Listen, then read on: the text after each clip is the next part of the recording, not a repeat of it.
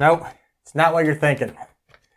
Today you're here in my bathroom as we are going to replace a faulty fill valve.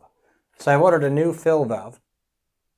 Probably link in the description below. Ordered a new fill valve, and this is in more of a modern style one-piece design. I'll show you how that works as I take out the other one.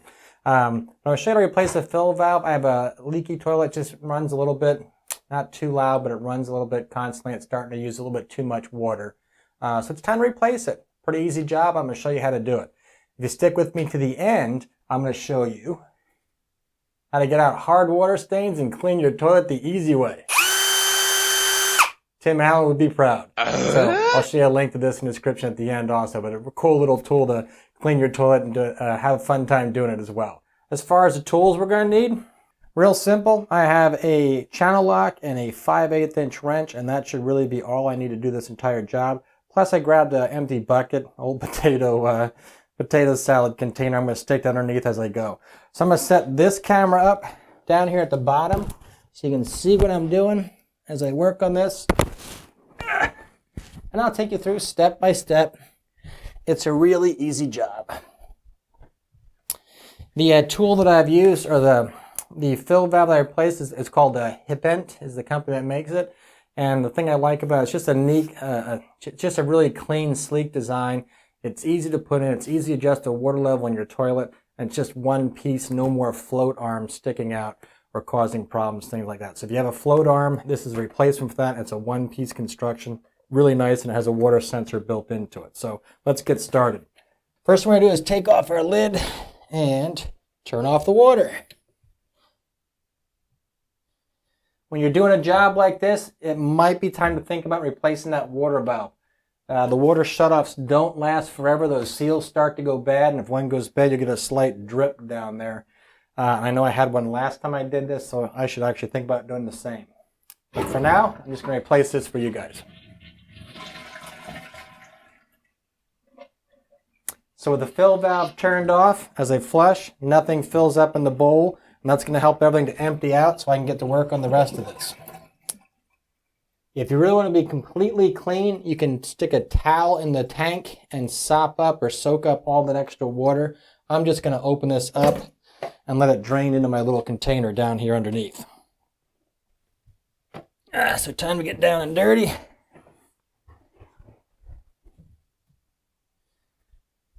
And so underneath here, I can use a channel lock, or as I grew up, it was called a water pump pliers. Looks like a water pump. See that? Called the water pump pliers or channel locks. I'm just going to loosen this up right off the top. So that's clear. And that water can just drain right in my little container. A lot of this stuff can be done by hand as well once you get that nut off. I'm now going to loosen up this flange nut on the back. And that was it. Literally all I needed to do right there.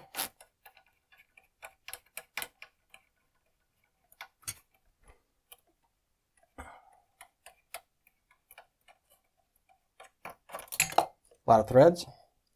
So one washer, one flange nut. And back up to the top.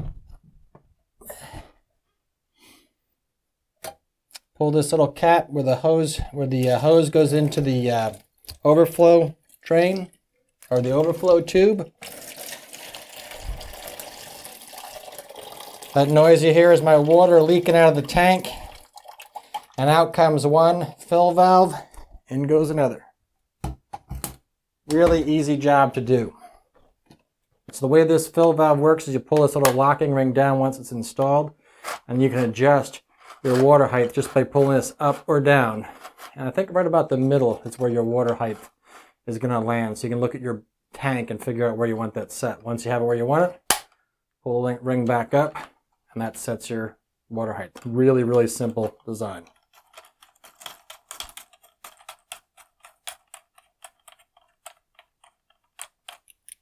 So I'm going to do this the way the kit was intended. I'm going to put that all the way back down just like that when I install it. Drop it in place. Doing this by feel upside down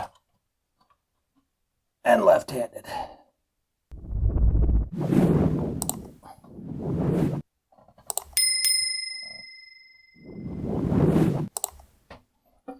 So I just crank that down hand tight for now.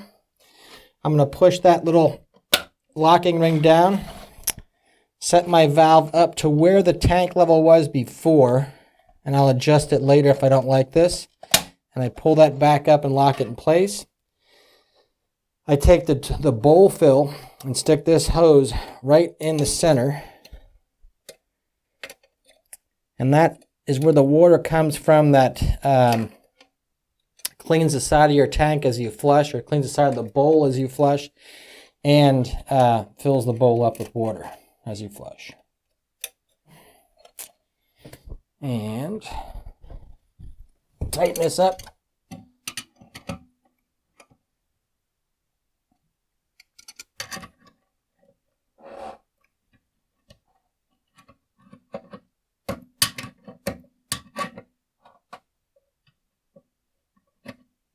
So make sure I get a really good seal under there. There's a rubber O-ring or rubber grommet on the other side of that, which will help seal it inside the tank. I'm just trying to make sure I get a good seal on the outside. Again, I should be laying on the ground to do this so you can see what I'm doing.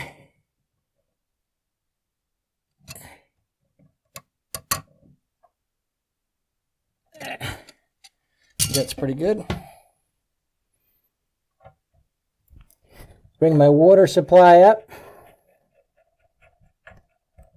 And if you see on my setup here, I actually have a T-fitting to run a bidet, hose bidet off the side.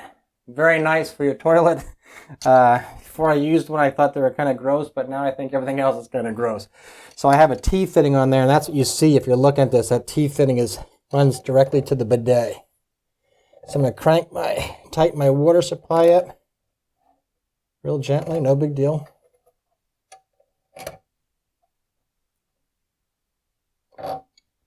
And I think that's it.